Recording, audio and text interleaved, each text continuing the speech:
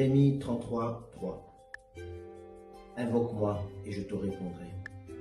Ce verset, dans le jargon, est souvent présenté comme la ligne directe, par laquelle on peut directement appeler Dieu comme si on composait un numéro de téléphone et directement, sans intermédiaire, tomber directement sur le Seigneur, le Dieu de gloire, et il nous répond.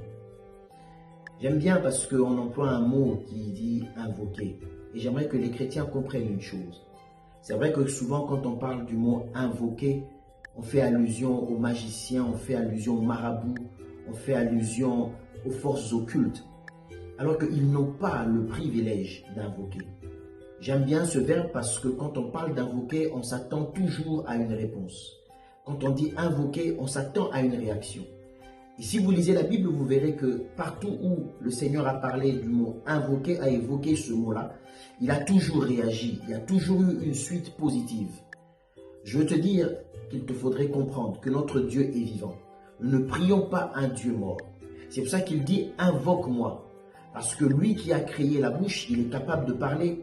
Il a créé les yeux, il est capable de voir. Il a créé les oreilles, il entend. Et quand il nous demande de l'invoquer, c'est parce qu'il sait qu'il est capable de réagir. La Bible dit, dans leur détresse, ils crièrent à l'Éternel. Et l'Éternel envoya sa parole.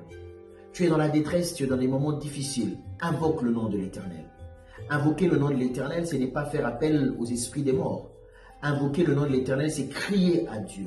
C'est se tourner vers Dieu et croire qu'il est la source de notre secours. Il est notre seul secours et la seule personne qui est capable de venir intervenir pour nous. Le puissant guerrier qui a la victoire dans notre combat.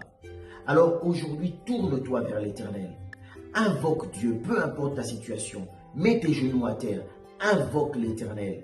Il t'entendra et il répondra. Il viendra à ton secours. Parce que tu ne pries pas un Dieu inerte. Parce que tu ne pries pas un Dieu allongé et mort qui ne peut pas réagir. Mais tu pries le Dieu vivant, le grand Dieu, fort et puissant. Et s'il te dit invoque-le, c'est parce qu'il t'entend et il est prêt à agir. Bien-aimé, lève tes mains vers le ciel. Invoque l'Éternel. Crie à l'Éternel. Mets tes genoux à terre et l'Éternel te répondra. Il te répondra parce qu'il est fidèle.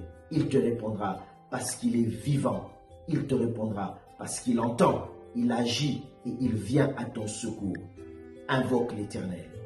Invoque l'Éternel.